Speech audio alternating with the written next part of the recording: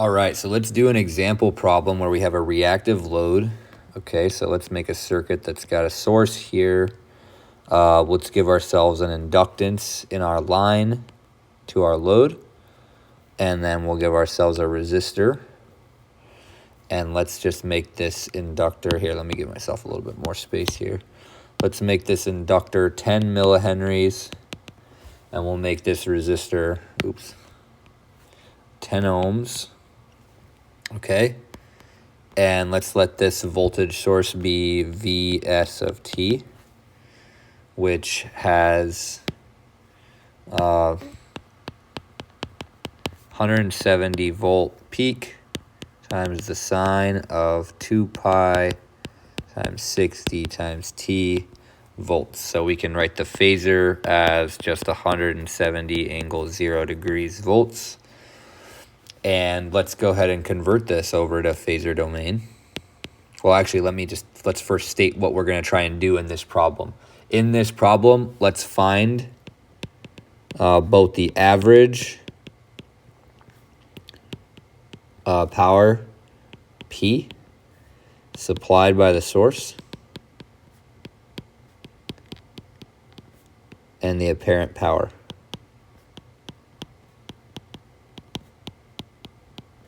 S supplied by the source.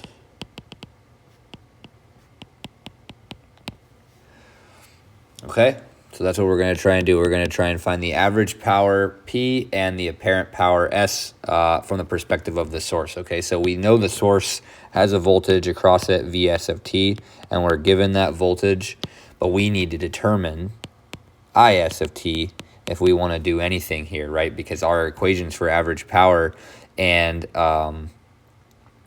apparent power both depend on the source voltage and the source current. So we need to go ahead and solve for the current flowing in this loop so that we can determine Is of t. Okay, so let's go ahead and convert this over to the phasor domain.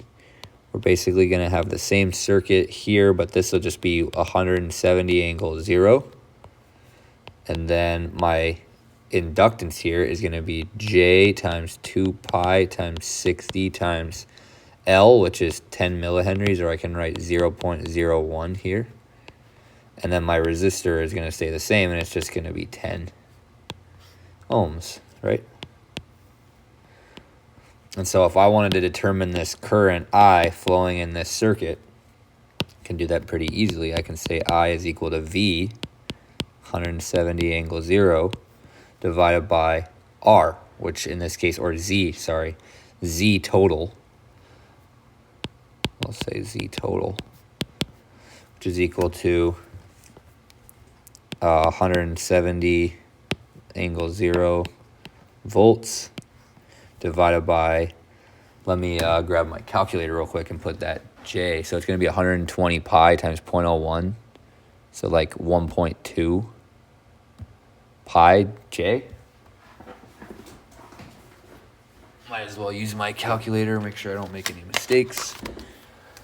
120 times 0.01, 1.2. So it's J 1.2 pi plus 10. Okay, so that's my expression. I can either convert the top into a complex number and use my calculator, or I can convert the bottom into a phasor. Let's just convert the bottom into a phasor and assume you don't have a calculator. So 1.2 pi times I plus 10. I have that there, and then I have just 170 on the top.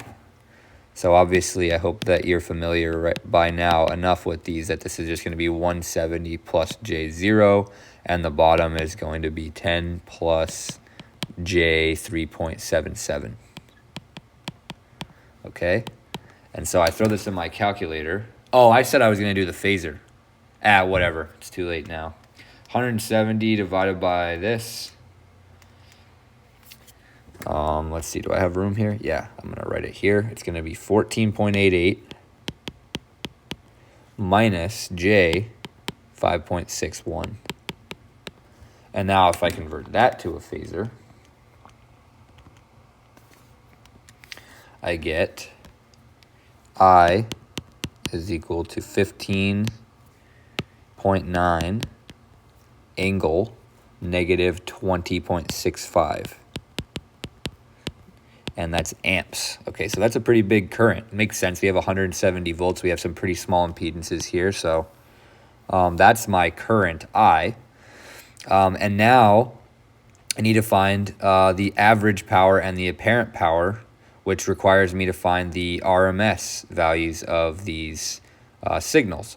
And so lucky for you, these are sine waves, right? I could rewrite this in the time domain pretty easily as is of t is equal to 15.9 times the sine of 2 pi times 60 times t minus 20.65 degrees amps. And if you recall, the RMS value of a sine wave is just the peak value divided by the square root of 2. So I can very quickly say that IRMS is equal to 15.9 divided by the square root of 2.